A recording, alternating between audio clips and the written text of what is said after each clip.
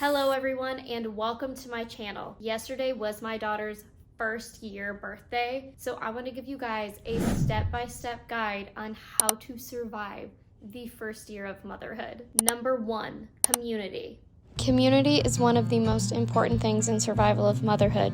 I don't have much family around me besides my sister, but let me tell you, without my friends who have helped me so much throughout this process and journey, I would not have made it out alive. I am sure some of you are watching this and saying, I do not have good community around me. How do I do that, or where do I start? Here's the thing, community does take work.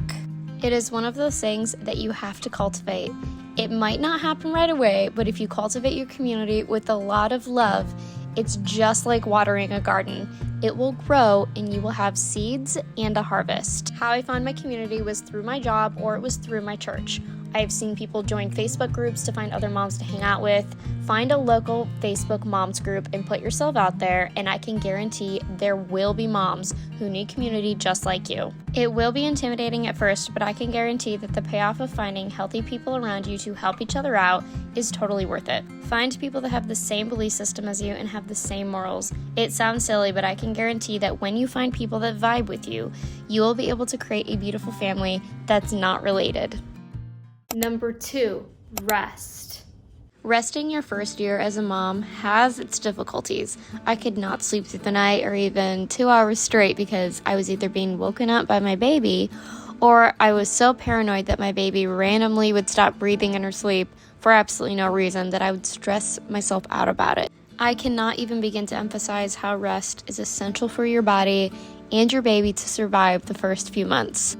For one, no matter how you look at it, you create the atmosphere in your house, and your baby will feel that. I was realizing that I was making my child stressed out by how much stress I was carrying with my body and how I was responding to fight or flight. I would have to force myself to sit down to rest, especially when she was sleeping or resting. I did my absolute best to make sure I was taking care of my body, especially when I was recovering from birth. I know that it's hard and I know it's difficult because, trust me, I'm a total control freak. It is hard for me to ignore small things like laundry or dishes, but I can guarantee it's one thing I did not do well with, and it's something I regret. Your baby's only small for so long, so soak in every single second of baby snuggles. I definitely miss the days where she easily just fell asleep in my arms. So soak in every single moment that you have while your child is little and just let them rest on you. When you have a walking baby, this is pretty much what a beach or lake day looks like. No. Jeez. They are not your friends. They're not your friends. Odette? No. They're not your friends. Oh my gosh.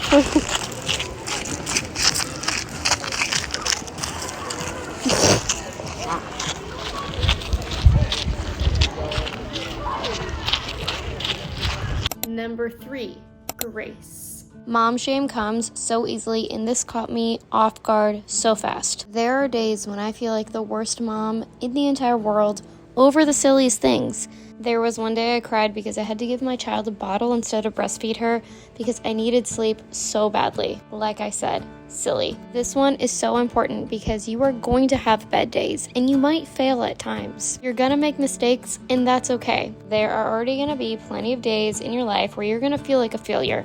Therefore, giving yourself some grace and knowing deep down in your heart that you're doing the absolute best you can. Mom guilt and mom shame comes from every angle. It can come from other people, yourself, even the people that are the closest to you. The most important thing to do is to take a few deep breaths, remember who you are, and remember that you love your child and you're doing the absolute best you can. It also won't hurt to tell people to shut up and mind their business.